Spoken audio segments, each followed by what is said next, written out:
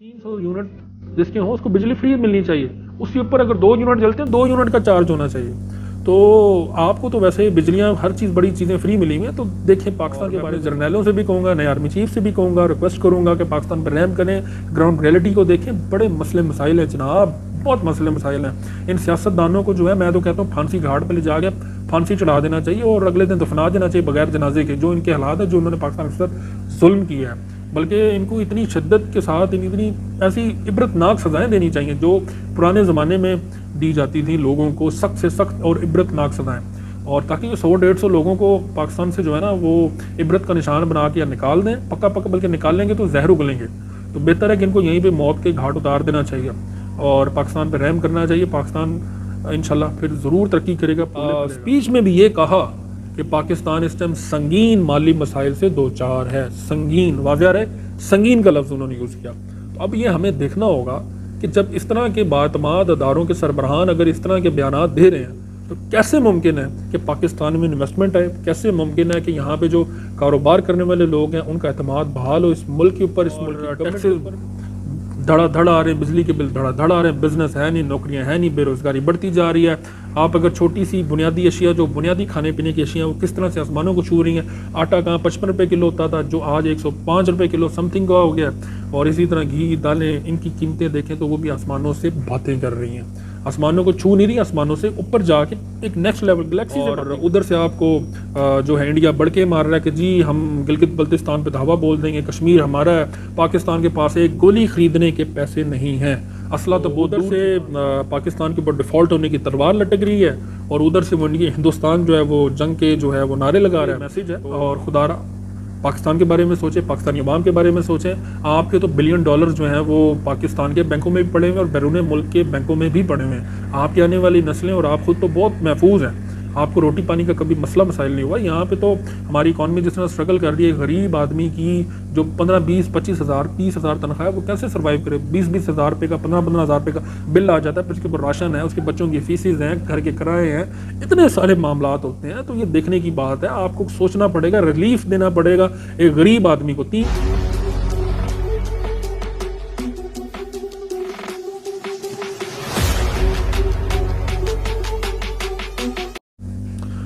जी अस्सलाम वालेकुम दोस्तों, मैं हूं आमिर शबीर, आप देख रहे हैं मेरा YouTube channel the bold side. Pakistan default हो चुका या होने जा रहा है, आखिर क्या वजूहात हैं, कुछ रीज़न्स हैं, मैं आपके सामने रखूंगा। आपके भी अपने सियासी सलाहियतों का इम्तिहान है, कुछ रीज़न्स हैं जो मैं आपके सामने रखने जा रहा हूँ और आपने खुद हिसाब लगाना है क्या पाकिस्तान वाकई डिफ़ॉल्ट होने जा रहा है या पाकिस्तान डिफ़ॉल्ट हो नहीं होने वाला। तो बात शुरू करता हूँ मार्च 2022 से और अप्रैल 2022 से। यहाँ पे कहानी पाकिस्तान की जो है वो बहुत बेहतरी थी और पाकिस्तान में जो है वो इन्वेस्टमेंट्स बाहर से आ रही थी और एक पाकिस्तान स्टेबिलिटी की तरफ गामजन था, जो कि वाकया ही नज़र आ रहा था। अशिया खुर्दोनोश की जो कीमतें थी वो भी ये जाहिर कर रही थी कि पाकिस्तान जो है स्टेबिलिटी की तरफ जा रहा है, ट्रैक पे चढ़ चुका है। लेकिन एक रजीम चेंज ऑपरेशन हुआ, गवर्नमेंट को गिराया गया, जिस तरह से वोट ऑफ नो कॉन्फिडेंस पेश किया गया, उसके बाद जिस तरह से रात को 12 बजे अदालतें लगी, कप्तान की गवर्नमेंट घर गई और उसके बाद एक ऐसी हुकूमत जो है वो वजूद में आई जो कई जमातों के इत्तेहाद पर मुश्तमिल ये हुकूमत थी, जिसको कहते हैं 13 जमाती इत्तेहाद, 16 जमाती इत्तेहाद, या जितनी भी जमातें इस हुकूमत का पार्ट हैं वो सारी इसके अंदर शामिल हैं। और अगर देखा जाए इस सूरत हाल से तो हर गवर्नमेंट की किसी के सूबे में हुकूमत है, किसी के मरकज़ में हुकूमत है, तो इस टाइम कोई सियासी जमात भी बेरोज़गार नहीं है। तो आप ये देखें अवामी मसाइल जो है वो बढ़ते जा रहे हैं, महंगाई बढ़ती जा रही है, सियासतदान अपने मज़ों में है, अपनी पावर्स के नशे में पावर पॉलिटिक्स हो रही है, सीटें जीती हुई हैं सब ने। और वजारत उज़्मा के जो अंडर जितनी भी वजारतें हैं, मिनिस्टर्स हैं, वो इस टाइम अयाशियाँ कर रहे हैं, सलूट्स उनको लग रहे हैं। लेकिन अवाम की जो परेशानियाँ हैं वो बढ़ती जा रही है, उनको कोई फ़िक्र नहीं है, सिर्फ टीवियों पे आके प्रेस कॉन्फ्रेंस कर देते हैं, जो कि मैं समझता हूँ कि अवाम का दिल बहलाया जाता है। जो मासूम अवाम है, जो सियासी सलाहियतों से कासिर लोग हैं, जो इस चीज़ को नहीं समझते, जो फलाने के नारे बजेंगे तो फलाने के नारे लगेंगे, तो ये इसी एक पीछे लगे हुए ट्रक की बत्ती के पीछे। लेकिन अब वक्त आ गया कि पाकिस्तान को बदलना होगा, पाकिस्तान की यूथ को इनिशिएटिव्स लेने होंगे, बोल्ड डिसीजन लेने होंगे। अब मैं अपनी ज़ात की बात करूं तो मैं भी पाकिस्तान से बाहर मूव होना चाहता हूं, क्योंकि मुझे पाकिस्तान में نہ اپنا مستقبل نظر آ رہا ہے، اپنے ملک سے پیار ہے. اگر یہاں پہ کوئی بات سننے کے بعد کوئی اگر مجھے گالی گلوچ کرے کہ بھائی تو کیسا پاکستانی، میرے محب وطنی پہ پیٹریوٹک ہونے پہ کوئی شک کرے، تو میں سمجھتا ہوں کہ اس کو اپنی ذہنیت کا علاج کروانا چاہیے. اور رہی بات بہت سارے ایسے یوتھ ابھی ریسنٹلی سروے جس کے اندر 47% پاکستانی جو کہتے ہیں کہ وہ باہر موو آن ہونا چاہتے ہیں، ان کو یہاں پہ کاروبار بیچ رہے ہیں، اپنے پیسہ سارا باہر لے کے جانا چاہتے ہیں. اس کی بہت بڑی وجوہات جو میں نے آپ کے سامنے رکھی، کچھ فیکٹس. رجیم چینج آپریشن، اچھی خاصی گورنمنٹ چل رہی تھی، ٹریک پہ سارا سلسلہ آ گیا تھا، لیکن اس کے بعد یہ 17 جماعتی اتحاد نے حکومت بنائی. اس کے بعد پاکستان جو ہے جس طرح سے نیچے جا رہے، انویسٹمنٹس آ نہیں رہی، پاکستان کو باہر سے قرضے نہیں مل رہے ملک چلانے کے لیے. اور اس وقت سچویشن یہ آ گئی ہے کہ ابھی پچھلے دنوں خبریں چل رہی تھی کہ یہ میں اگین بتا رہا ہوں کہ سوشل میڈیا پہ ٹویٹر کے اوپر ٹرینڈز کر رہی ہیں، وہ یہ تھی کہ جو چکن ہے وہ ایک چوزا جو ہے وہ 1 سے 1.5 روپے کا ملتا تھا، اب 4 روپے کا ہو گیا ہے. اور اسی طرح انڈے کی قیمت جو ہے وہ 25-26 روپے کی ایک ہی ہو گئی ہے. اسی طرح چکن مزید ایکسپیکٹڈ ہے کیونکہ شپس جو ہیں ان کو فیڈنگ کرانے کے لیے ان کے دانہ جو ہوتا ہے وہ پارک ہوئے میں ان کو دینے کے لیے پیسے نہیں ہیں. اسٹیٹ بینک ڈالرز ریلیز نہیں کر رہا، پاکستان میں انویسٹمنٹ آ نہیں رہی، دھڑا دھڑ انویسٹمنٹ باہر جا رہی ہے، لوگوں کا کانفیڈنس نہیں ہے، بزنس ہو نہیں رہا. میں خود ریئل اسٹیٹ کے بزنس سے منسلک ہوں جو کہ بالکل ٹھپ ہو چکا ہوا ہے. حالانکہ باہر مارکیٹ اس ٹائم بن چکی ہے، لیکن کیونکہ باہر کوئی بھی اس ٹائم بائی کرنے کی پوزیشن میں نہیں ہے، وہ شاید اپنا اعتماد کھو چکا ہے پاکستان کی مارکیٹ سے، پاکستان کی گورنمنٹ پہ. وہ یہ کس نے حال کیا؟ کون سے لوگ ہیں جو اس سارے اپنی خواہشات کو جو ہے وہ سامنے رکھتے ہوئے انہوں نے پاکستان کا بیڑا غرق کر دیا، پاکستان کو اس نہج پہ لے ہیں کہ آج پاکستان کسی سے بھیک بھی مانگنے جاتا ہے تو پاکستان کو کہیں بھیک نہیں ملتی. تو بات کرتے ہیں جی سب سے پہلے تو ہمارے پرائم منسٹر صاحب جو کہتے ہیں شہباز شریف صاحب، جن کو اس ٹائم کافی قسم کے ملک کے بیرونی دورے کر رہے ہیں، دورے کر رہے ہیں، اور ایک غریب ملک جس کے پاس ڈالرز نہیں ہیں، جس کے پاس وسائل نہیں ہیں، آپ باہر جا کے شانہ عیاشیاں کر رہے ہیں اور مختلف ممالک کے دورے کر رہے ہیں اور آپ کا اور جا کے بھیک مانگ رہے ہیں، ایک طرح سے بھیک ہی مانگ رہے ہیں.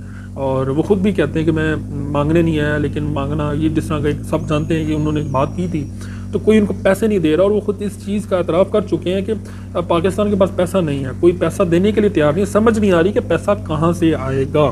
اور اسی طرح آپ کے جنرل قمر جاوید باجوہ بھی حال ہی میں پچھلے مہینے 15-20 دن پہلے جو ہے وہ ریٹائر ہوئے، اور 29 نومبر کو غالباً وہ جب جانے لگے تو انہوں نے آخری سپیچ میں بھی یہ کہا کہ پاکستان اس ٹائم سنگین مالی مسائل سے دوچار ہے. سنگین، واضح رہے، سنگین کا لفظ انہوں نے یوز کیا. تو اب یہ ہمیں دیکھنا ہوگا کہ جب اس طرح کے باعتماد اداروں کے سربراہان اگر اس طرح کے بیانات دے رہے ہیں تو کیسے ممکن ہے کہ پاکستان میں انویسٹمنٹ آئے؟ کیسے ممکن ہے کہ یہاں پہ جو کاروبار کرنے والے لوگ ہیں ان کا اعتماد بحال ہو اس ملک کے اوپر، اس ملک کی گورنمنٹ کے اوپر؟ اور ٹیکسز دھڑا دھڑ آ رہے ہیں، بجلی کے بل دھڑا دھڑ آ رہے ہیں، بزنس ہے نہیں، نوکریاں ہیں نہیں، بے روزگاری بڑھتی جا رہی ہے. آپ اگر چھوٹی سی بنیادی اشیاء جو بنیادی کھانے پینے کی اشیاء وہ کس طرح سے آسمانوں کو چھو رہی ہیں. آٹا کہاں 55 روپے کلو ہوتا تھا جو آج 105 روپے کلو سم تھنگ کا ہو گیا.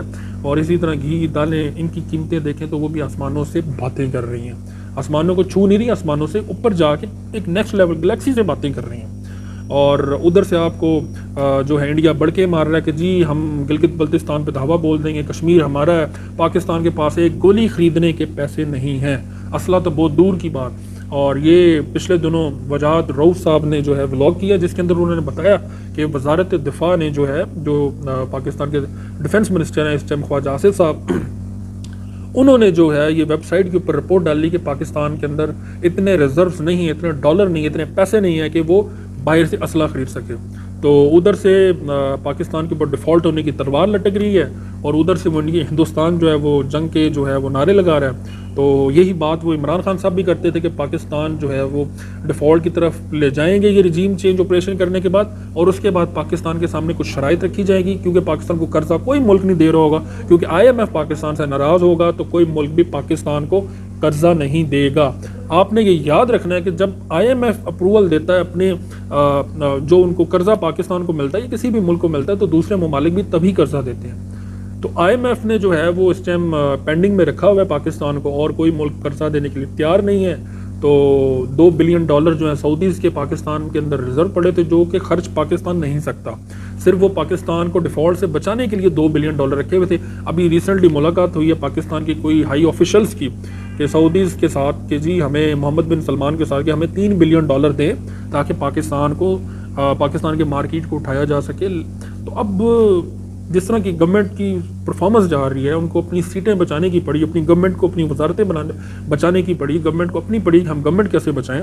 تو ایسی سچویشن میں وہ عوامی مسائل کے اوپر، کاروباری مسائل کے اوپر، ملک کی اکانومی کے اوپر، معیشت کے اوپر کیسے توجہ دیں گے. اسحاق ڈار کے بارے میں کہا جاتا تھا کہ اسحاق ڈار صاحب جو ہیں وہ جیسے ہی آئیں گے، ان کے اپنے بیانات ہیں، آن دا ریکارڈ ہیں کہ وہ جیسے ہی مارکیٹ میں آئیں گے، پاکستان کی منسٹری وزارت خزانہ کو سنبھالیں گے تو ڈالر 200 سے نیچے آ جائے گا، 70 پہ نیچے آ جائے گا، پیٹرول اتنے روپے کا ہو جائے گا، اور کیا کیا انہوں نے عوام کو خواب دکھائے. لیکن اب ان سے معیشت سنبھالی نہیں جا رہی. اب ان کو آئے ہوئے تقریباً 2 مہینے کے قریب ہو گئے، لیکن ڈالر اوپر ہی گیا ہے، 1 روپیہ نیچے نہیں آیا. اسی طرح پیٹرول عالمی منڈی میں 70% نیچے آ چکا ہے، اور ہمارے پیٹرول کی قیمتیں جو ہیں وہ ادھر کی ادھر ہی ہیں، ان کو جوں کی تو نہیں رینگ رہی. کم از کم پیٹرول اس ٹائم 150 روپے سے نیچے ہونا چاہیے، لیکن پیٹرول کی قیمتیں اس ٹائم آسمان سے باتیں کر رہی ہیں. اسی طرح ڈیزل کی قیمتیں بھی.